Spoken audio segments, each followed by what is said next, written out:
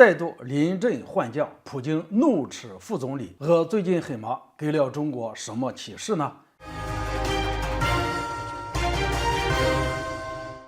大家好，我是肖一华。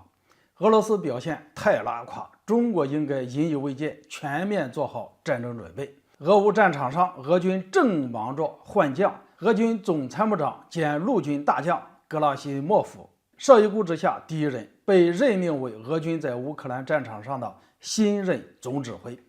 原先的总指挥末日将军苏洛维金则由正转副，成为了俄军的副总指挥。与此同时，陆军总司令萨柳科夫以及俄军副总参谋长阿列克谢也将调过来一同出任副总指挥。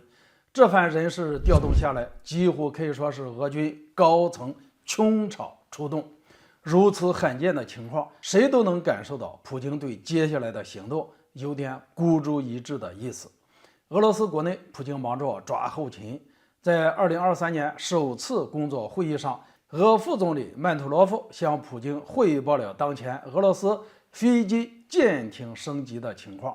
不过他避重就轻的回答显然没让普京满意，被普京当众训斥了一顿，还被质问，因为这两件事情发生时间很接近，所以不少人都在说普京着急了，俄罗斯要准备发起总攻了。有关这方面的分析，估计大家都听了不少。那我这次也要说说俄罗斯拉胯的表现，这或许对中国有些启示。我们知道，从去年俄罗斯发起这场特别军事行动到现在，已经快1年的时间了。而再把时间往前推到2014年克里米亚危机的时候，俄乌第一次撕破脸，到现在更是接近9年的时间。而从2014年起，普京承认自己被西方给骗了，签了明斯克协议之后就放松了警惕。而这9年，乌克兰做足了充分的准备，俄罗斯可能没有做。但即便如此，俄乌冲突开战以前，俄罗斯也应该做好了准备。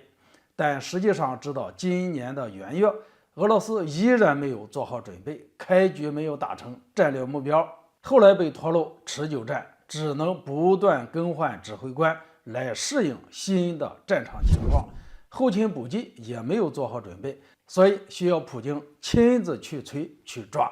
但即便如此，也还没办法让产能跟上，前线长期缺少补给，官员心态更是没有做好准备。俄乌冲突毫无疑问已经成为决定俄罗斯前途命运的一战，但就连副总理这样的高官似乎都没有紧张起来，工作进度依然缓慢。1年了，俄罗斯还是这样的表现，真的让人难以理解。那这给了中国什么启示呢？大家都非常的清楚，美国及其盟友的打压无处不在，周边国家比如日本更是已经开始了积极备战。现在的中国何尝不是9年前的俄罗斯呢？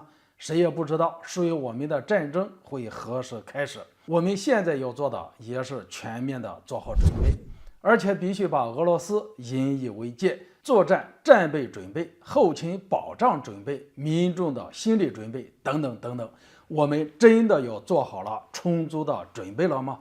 俄罗斯的拉胯表现已经摆在眼前，西方早已不择手段，我们准备的越充分，将来变成现在的俄罗斯可能性才会越小。好了，今天就说到这里，咱们下次见。